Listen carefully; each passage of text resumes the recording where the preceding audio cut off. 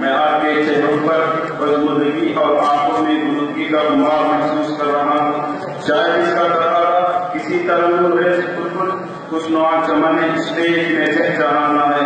مجھے امید ہے کہ آنے والے مستقبل سے مجمع میں ایک نئی زندگی پیدا ہوگی. تو لیجیے آپ کے اس تقاضے کو پورا کرنے کے لیے غزل کا نظارہ پیش کرنے کے لیے میں دعوت دیتا ہوں.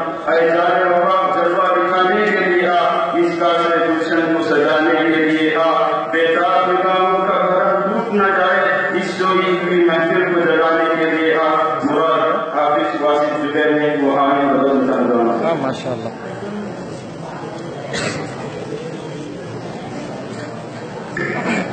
السلام علیکم ورحمۃ اللہ وبرکاتہ. السلام. یہ غزل عامر عثمانی علی عثمانی.